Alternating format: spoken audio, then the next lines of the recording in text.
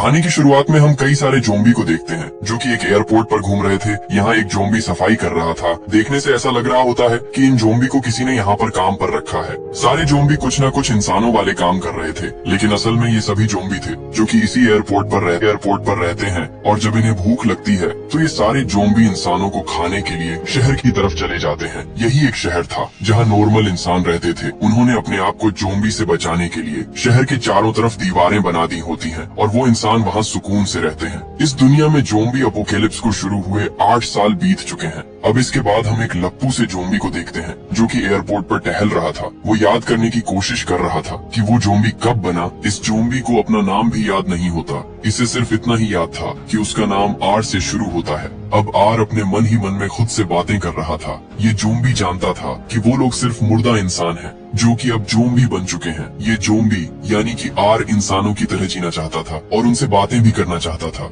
मगर जोम्बी होने की वजह से वो कुछ भी नहीं बोल पाता और रोजाना की तरह एयरपोर्ट पर टहल रहा था। यहीं हम कुछ क्रिएचर्स को देखते हैं जो कि इंसानों के कंकाल लग रहे थे। इनका नाम बोनिस होता है और ये कंकाल जोम्बी से भी खतरनाक थे। ये भी इंसानों को मारकर खा जाते हैं। आर बताता है कि सारे जोम्बी एक समय के बाद बोनिस ही बन जाएंगे। यहीं हम एक जोम्बी को देखते हैं जो कि अपनी खाल निकाल देता है, जिसके बाद वो भी एक बोनिस बन जाता है। आर कहता है कि वो भी एक दिन बोनिस बन जाएगा, लेकिन वो बोनिस नहीं बनना चाहता था। अब रास्ते से जाते समय आर को 2 बच्चे दिखते हैं जो कि कहीं जा रहे थे। आर उन्हें देखता है और मन ही मन में उनके बारे में सोचने लगता है। फिर आर एक एरोप्लेन में आ जाता है। आर ने इस एरोप्लेन को ही अपना घर बना रखा था। ये जोम्बी यहाँ आकर एक गाना प्ले करके उसे सुनने लगता है। फिर थोड़ी देर बाद आर एक और जोम्बी के पास जाता है। इस जोम्बी का नाम एम होता है। आर कहता है कि ये मेरा बेस्ट फ्रेंड है, लेकिन हम लोग बस एक दूसरे को देखते ही रहते हैं क्योंकि जोम्बी होने की वजह से वो दोनों एक दूसरे से बात नहीं कर पाते। आर बताता है कि हम दोनों कभी कभी कुछ आवाजें निकाल कर एक दूसरे की बात को समझ लेते हैं। अब आते हैं वहीं दूसरी तरफ शहर में हम कुछ लोगों को देखते हैं जो कि अपनी जिंदगी जी रहे थे। यहाँ हम एक लड़की जूली और उसके कुछ दोस्तों को देखते हैं। जूली के डैड मिलिट्री के कर्नल थे और वो जूली और उसके दोस्तों को हथियारों के साथ इस शहर से बाहर जोम्बी के इलाकों में भेजते हैं ताकि ये लोग वहाँ जाकर कुछ मेडिसिन ला सकें जिससे शहर के लोगों की बीमारियों को ठीक किया जा सके। जूली के साथ उसका बॉयफ्रेंड पैरी भी होता है। ये सब लोग यहाँ आकर मेडिसिन को लेने लगते हैं। तभी जूली की एक दोस्त नोरा को कुछ आवाजें सुनाई देती हैं। ये लोग चौकन्ने हो जाते हैं। तभी यहाँ आर और वही सारे जोम्बी आ जाते हैं। पेरी आर की नाक फोड़कर उसे गिरा देता है। तभी सारे जोम्बी इनके दोस्तों पर हमला करते हैं। इनके पास गन्स भी होती हैं। ये लोग जोम्बी के सर पर हेडशॉट मारते हैं ताकि जोम्बी हमेशा के लिए टपक जाए। इसी बीच आर जूली को देखता है जो कि स्टाइल से जोम्बी को मार रही थी। आर जूली को देखता ही रह जाता है। फिर वो जूली की तरफ बढ़ता है, मगर तभी पैरी उसके एक गोली मारता है, लेकिन आर को उससे कुछ भी नहीं होता। आर पैरी को खींचकर नीचे गिरा देता है। वो पैरी को खाने लगता है। तभी आर उसकी घड़ी को देखता है। वो सोचता है कि घड़ी तो काफी अच्छी है। तभी उसे याद आता है कि वो जोम्बी है, इसलिए आर घड़ी को भूलकर पैरी को खाने लगता है। दूसरे जोम्बी भी जूली के दोस्तों को मारकर खा रहे थे। यहाँ आर पैरी को मारकर उसका ब्रेन खाता है, क्योंकि आर जब भी किसी इंसान का ब्रेन खाता है तो उसे वही सब कुछ महसूस होता है जो कि उस इंसान ने अपनी जिंदगी में महसूस किया था। आर पैरी का ब्रेन खाता है और उसे पैरी की यादें महसूस होने लगती हैं। आर को पता चलता है कि पैरी और जूली काफी अच्छे दोस्त हैं। यहीं जूली जोम्बी से फाइट कर रही थी, लेकिन जब जूली को पैरी कहीं भी नहीं दिखता तो वो घबराकर उसे ढूंढने लगती है। तभी उसकी गन की गोलियां खत्म हो जाती हैं। वो जोम्बी से बचती है। इसी दौरान आर उसे देखकर समझ जाता है कि जूली पैरी की गर्लफ्रेंड है और उसने उसके बॉयफ्रेंड को मार डाला है। आर पैरी से दूर हटकर जूली की तरफ बढ़ने लगता है। डरी हुई जूली आर की तरफ एक चाकू फेंक कर मारती है, लेकिन उससे आर को कुछ भी नहीं होता। आर जब जूली के पास जाता है तो वो उसे नहीं मारता, क्योंकि आर को पहली नजर में जूली से प्यार हो गया है। आर जूली को दूसरे जोम्बी से बचाने के लिए उसके ऊपर खून लगा देता है ताकि जूली से जोम्बी जैसी स्मेल आने लगे और बाकी जोम्बी उस पर हमला न करें। अब आर जूली को अपने साथ ले जाने लगता है। जूली काफी डरी हुई होती है, इसलिए वो चुपचाप आर के साथ चल देती है। जूली की एक दोस्त नोरा यहाँ जिंदा बच गई होती है। वो छुपकर जूली को जाता हुआ देख लेती है। अब आर जूली को जोम्बी के इलाके में ले आता है। आर जूली को सारे जोम्बी से बचाते हुए अपने एरोप्लेन में लाता है। जूली बेचारी इस लप्पू से जोम्बी से डरकर एक तरफ बैठ जाती है। ये जोम्बी जूली से अपनी भाषा में कहता है कि मुझसे डरो मत, लेकिन जूली समझ रही होती है कि ये कह रहा है कि तू मेरा खाना है। जूली काफी डरी हुई होती है। इसी वजह से आर यहाँ से चला जाता है। जूली भागने की कोशिश करती है, लेकिन जब वो बाहर देखती है तो बाहर जोम्बी अपनी नाइट वॉक कर रहे होते हैं। जूली अब यहीं रुक जाती है। दूसरी तरफ आर जूली के बॉयफ्रेंड पैरी के ब्रेन को अपने पास छुपा कर ले आया था, मानो ब्रेन नहीं कोई चॉकलेट हो जिसे अब ये जोम्बी मजे से खाने आने लगता है। इसी के साथ आर को वही सब महसूस होता है जो पैरी ने महसूस किया था। आर देखता है कि जूली एक बार पैरी के साथ शहर में बने एक खुफिया रास्ते से जोम्बी के इलाके में आई थी, जहाँ पैरी अपने डेड को ढूंढ रहा था। उसे उसके डेड मिल तो गए थे, लेकिन वो भी जोम्बी बन चुके थे और उन्होंने पैरी पर हमला कर दिया था, लेकिन जूली ने उन्हें शूट कर दिया। इसके बाद वो दोनों यहाँ से भाग गए थे। आर को अब ये सब पता चल गया होता है। इससे आर समझ जाता है कि जूली पर जोम्बी ने पहले हमला किया था। इसी वजह से जूली अब उससे भी डर रही है। अब आर वापस जूली के पास आता है। जूली को यहाँ ठंड लग रही थी। तभी आर एक ब्लैंकेट निकालकर जूली को देता है। जूली सोच रही होती है कि ये लप्पू सा झिंगुर जैसी शक्ल का जोम्बी मेरे साथ ऐसा क्यों कर रहा है। अब तभी आर गाना चला देता है। फिर उसे सुनते हुए आर आराम करने लगता है। तभी हम देखते हैं कि आर का दिल इस लड़की के प्यार की वजह से फिर से धड़कने लगा है, यानी कि अब वो जोम्बी से वापस इंसान बनने लगा है। अब अगली सुबह जब जूली जागती है तो देखती है कि ये जोम्बी मुझे घूर रहा है। जूली उसे कहती है कि मुझे यहाँ से जाना है, लेकिन आर उससे कहता है कि बाहर खतरा है। तभी जूली कहती है कि लप्पू से जोम्बी मुझे भूख लग रही है, तू मुझे बाहर से खाना ला कर दे। जूली उससे प्लीज कहती है, जो सुनकर हर लड़के की तरह जोम्बी का भी दिल पिघल जाता है। जोम्बी तुरंत ही जूली के लिए खाना लेने बाहर चला जाता है, मगर जूली ने इस लप्पू से जोम्बी को पागल बनाकर बाहर भेज दिया। अब जूली यहाँ से भागती है। वो चीते की स्पीड से भाग रही थी। तभी उसके सामने एक जोम्बी आ जाता है। जूली उससे छुप जाती है। फिर यहाँ कई सारे और भी जोम्बी आ जाते हैं। जूली यहीं छुपी थी। तभी आर यहाँ आ जाता है। आर जूली से कहता है कि मुझसे डरो मत। आर जूली को जोम्बी से बचाने के लिए उसके चेहरे पर खून लगा देता है। इसके बाद आर उससे कहता है कि हमारी तरह मुर्दों की तरह चलो। जूली जोम्बी की तरह चलने लगती है, लेकिन वो ओवर एक्टिंग कर रही थी। तभी आर उससे कहता है कि ये ज्यादा हो रहा है। खैर, अब ये दोनों वहाँ से निकल जाते हैं। आर जूली के साथ मिलकर खाना चुराता है। इसके बाद जूली एरोप्लेन में वापस आकर वो खाना खाती है। जूली अब समझ चुकी थी कि ये झिंगुर जैसी शक्ल का जोम्बी बिल्कुल भी खतरनाक नहीं है, इसीलिए अब जूली इससे बात करती है। आर उससे कहता है कि मेरा नाम आर से शुरू होता है। जूली भी इसे आर ही बुलाती है। जूली उससे कहती है कि मुझे यहाँ से जाना है, मगर आर को लगता है कि अगर लड़की इसके साथ रहेगी तो लड़की को इससे प्यार हो जाएगा। इसीलिए आर उससे कहता है कि बाहर अभी खतरा है, तुम्हें कुछ दिनों तक यहीं रुकना होगा। जूली यहाँ रुकने के लिए मान जाती है, क्योंकि वैसे भी इस लप्पू से जोम्बी से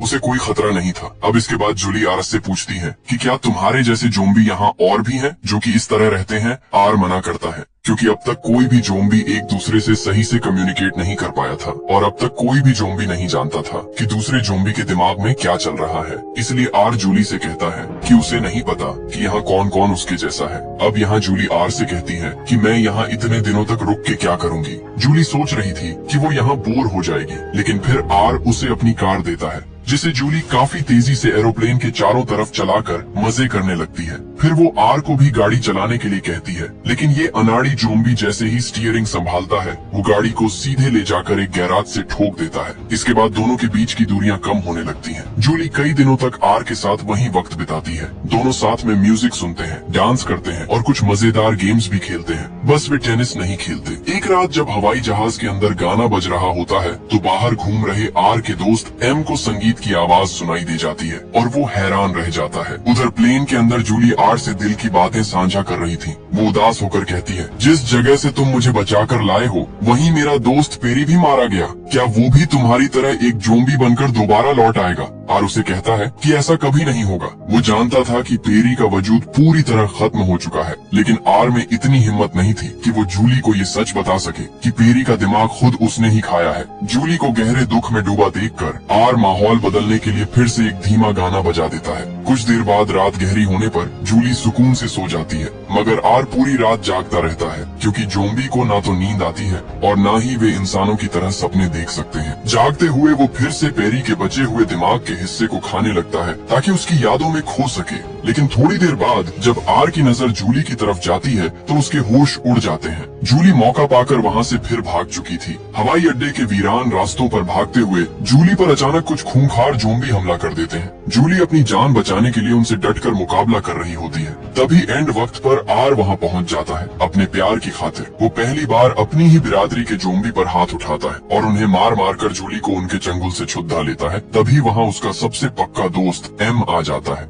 एम गुस्से में आर से कहता है, ये एक इंसान है, इसे मार कर खा जाओ। लेकिन आर ढाल बनकर जूली के आगे खड़ा हो जाता है और कहता है, नहीं ये मेरी दोस्त है। उसी पल वहाँ बेहद खतरनाक और आदमखोर बोनीज कंकाल जैसे जीव आ धमकते हैं। बोनीज को देखकर जोम्बी भी खौफ खा जाते थे। खतरा बढ़ता देख आर जूली का हाथ पकड़कर वहाँ से तेजी से भागता है। वे दोनों एक जगह छिपकर अपनी जान बचाते हैं, लेकिन तभी वहाँ और भी कई बोनीज उन्हें चारों तरफ से घेर लेते हैं। दोनों की मौत पक्की थी। तभी अचानक एम एक गाड़ी लेकर आता है और अपनी रफ्तार से उन बोनीज को कुचलकर उड़ा देता है। एम अपनी दोस्ती निभाते हुए उन दोनों की मदद करता है और वे तीनों भागकर अपनी मुख्य गाड़ी के पास पहुंच जाते हैं। मगर तभी वहां सामान्य जोम्बी का एक बहुत बड़ा झुंड इकट्ठा हो जाता है और उन्हें घेर लेता है। मुसीबत की इस घड़ी में आर आगे बढ़ता है और सबके सामने जूली का हाथ अपने हाथों में थाम लेता है। एक जोम्बी को इंसान के प्रति इतनी हमदर्दी और प्यार दिखाते देख बाकी जोम्बी के ठंडे दिलों में भी कुछ हलचल होती है। वे हैरान रह जाते हैं और पीछे हटकर उन दोनों को जाने का रास्ता दे देते हैं। आर और जूली तुरंत गाड़ी में बैठकर वहाँ से सुरक्षित निकल जाते हैं, लेकिन दूर खड़े खूंखार बोनीज नफरत भरी निगाहों से सिर्फ उन्हें ही जाते हुए देख रहे थे।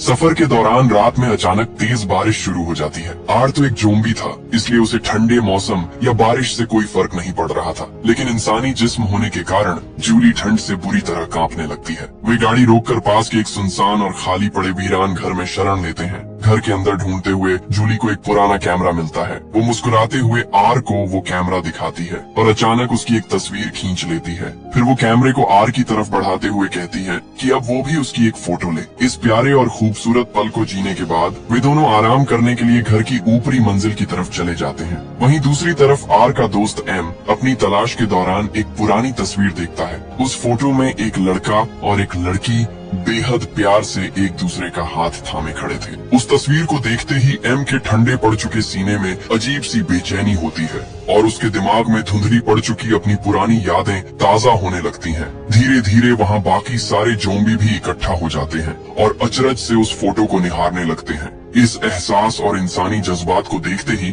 उन सभी जोम्बी के दिल सालों बाद फिर से धड़कने लगते हैं। ये इस बात का साफ इशारा था कि आर और जूली के प्यार का असर अब पूरी जोम्बी बिरादरी पर हो रहा था और वे सब भी वापस इंसान बनने की राह पर चल पड़े थे। मगर तभी वहाँ खूंखार बोनीजा आ धमकते हैं। वे आर और जूली की जान के प्यासे थे और उन्हें ढूंढ रहे थे। अपने बदले हुए जज्बात के कारण अब बाकी सारे जोम्बी उन दोनों को बोनीज के कहर से बचाने के लिए उनकी तलाश में निकल पड़ते हैं। उधर आर और जूली उसी वीरान घर की ऊपरी मंजिल पर समय बिता रहे थे। तभी जूली की नजर खिड़की से बाहर जाती है, जहां उसके कर्नल डैड कई सारे हथियारों से लैस सैनिकों के साथ उसे ढूंढते हुए वहां पहुंच चुके थे। जूली उनके सामने जाने के बजाय खुद को छिपा लेती है। वो अच्छी तरह जानती थी कि अगर उसके डैड ने आर को देख लिया तो वे बिना एक पल गवाए उसके सिर पर हेडशॉट मारकर उसे वहीं ढेर कर देंगे, क्योंकि आर ने कई बार अपनी जान पर खेलकर जूली को बचाया था। इसलिए जूली अब उसे किसी भी कीमत पर चोट नहीं पहुंचने देना चाहती थी। जब उसके डैड वहां से सेना लेकर आगे बढ़ जाते हैं, तब जूली कमरे में आकर बेड पर लेट जाती है। वो रात के सन्नाटे में आर से बातें करते हुए पूछती है, तुम तो इंसानों का मांस खाते हो, फिर तुमने मुझे नुकसान क्यों नहीं पहुंचाया, मुझे क्यों नहीं खाया? जूली अब पूरी तरह समझ चुकी थी कि ये जोम्बी दिल का बेहद साफ और अच्छा है। जैसे ही जूली उसकी तारीफ करती है, आर के दिल पर पछतावे का बोझ बढ़ जाता है। वो गहरी सांस लेकर जूली को सच बताने का फैसला करता है। वो उसे बताता है कि पेरी को उसने ही मारा था और सबूत के तौर पर वो जूली को पेरी की वही घड़ी दिखाता है। घड़ी देखते ही जूली की आंखें भर आती हैं और वो बेहद भावुक हो जाती है, मगर वो खुद को संभालते हुए कहती है कि वो ये बात पहले से ही जानती थी, क्योंकि पेरी का दिमाग खाते वक्त आर के बर्ताव से उसे अंदाजा हो गया था। इसके बाद जूली भारी मन से वहीं सो जाती है। आर को भी जूली को दुख पहुंचाने का बेहद अफसोस हो रहा होता है, लेकिन इस रात एक और चमत्कार होता है। जूली के करीब होने और सच कह देने के बाद आर को भी नींद आ जाती है और वो सो जाता है। नींद में आर एक खूबसूरत सपना देखता है। जोम्बी का सपना देखना इस बात की गवाही था कि वो अंदर से पूरी तरह इंसान बन चुका था।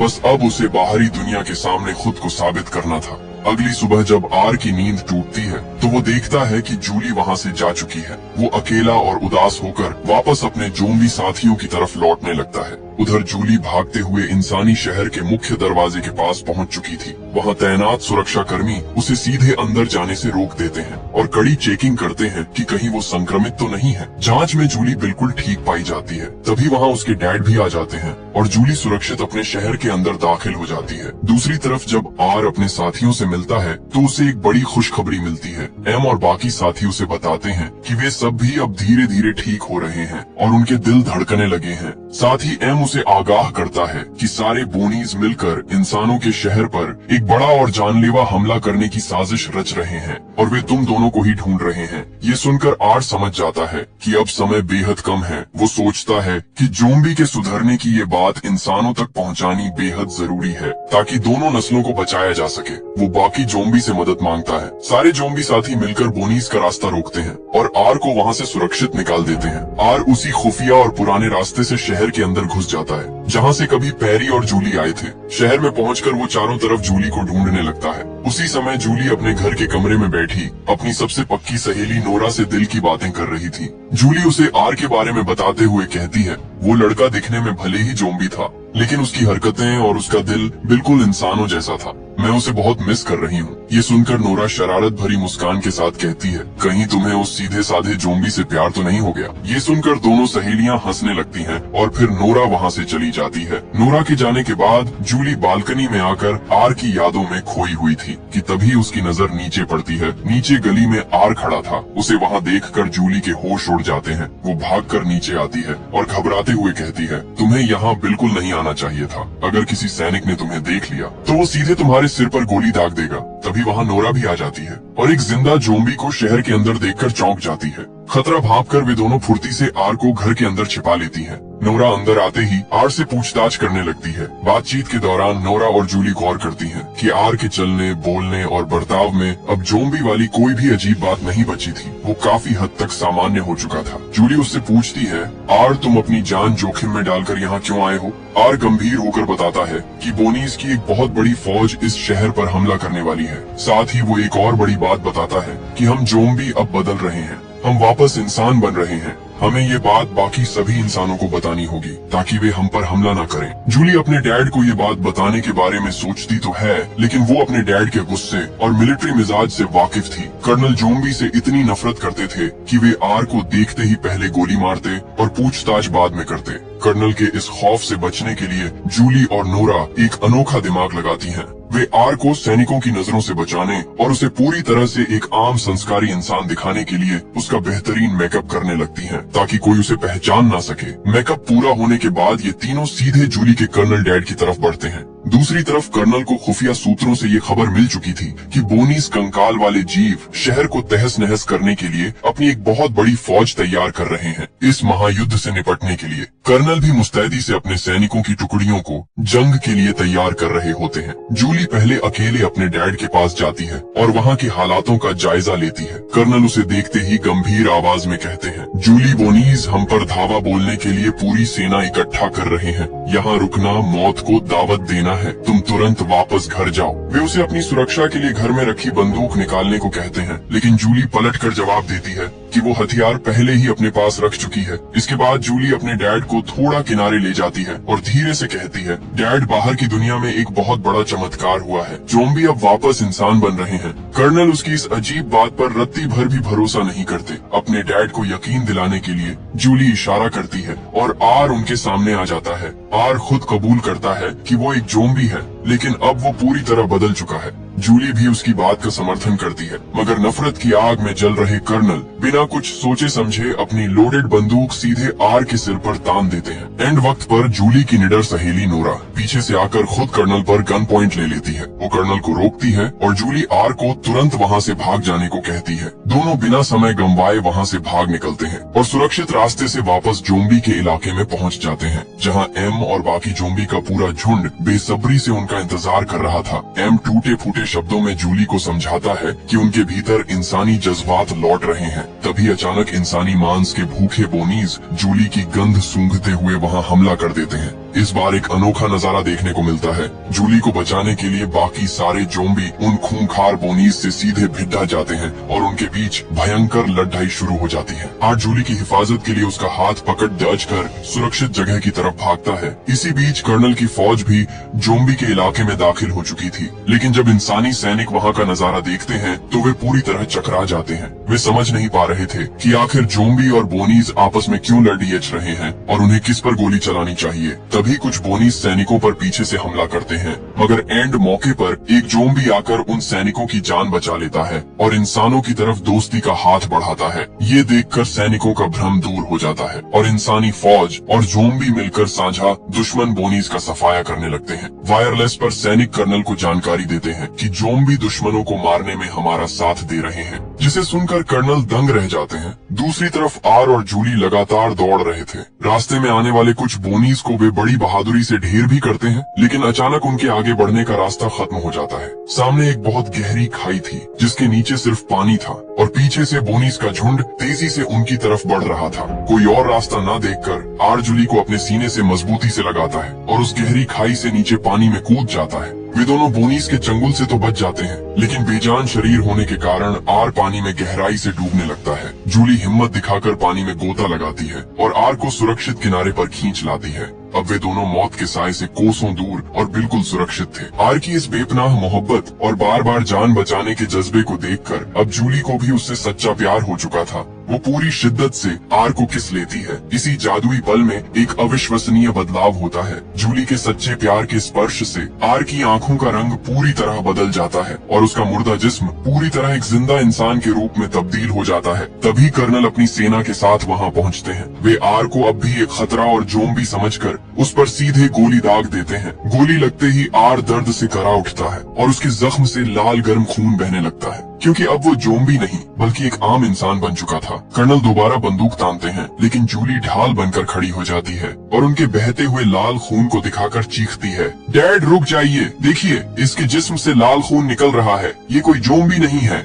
बहते खून को देखकर आखिरकार कर्नल को भी यकीन हो जाता है कि ज़ोंबी अब पूरी तरह बदल चुके हैं। वे तुरंत आर के इलाज के लिए उसे अपने साथ शहर ले जाने का आदेश देते हैं। वहाँ मैदान में इंसानों और बदले हुए ज़ोंबी की संयुक्त ताकत के आगे बोनीस टिक नहीं पाते और सारे बोनीस का नामो निशान हमेशा के लिए मिटा दिया जाता है। अब कुछ समय बाद का एक बेहद खूबसूरत और शांतिपूर्ण दृश्य दिखाई देता है। इंसानों ने खुले दिल से सुधर चुके ज़ोंबी को अपनी बिरादरी में स्वीकार कर लिया था। अब दोनों प्रजातियां आपस में मिलजुल कर एक ही समाज का हिस्सा बन चुकी थीं। सदियों से नफरत और खौफ का प्रतीक बनी उस ऊंची और मजबूत इंसानी दीवार को भी हमेशा के लिए गिरा दिया जाता है। आर, जिसे अब उसकी पूरी इंसानियत वापस मिल चुकी थी, खुशी खुशी जूली के साथ एक नई जिंदगी की शुरुआत करता है। उसे इस बात का गहरा एहसास हो चुका था कि सच्चा प्यार दुनिया की सबसे बड़ी ताकत है, जो किसी भी मुर्दा दिल में दोबारा जान फूंक सकता है और किसी को भी पूरी तरह बदल सकता है।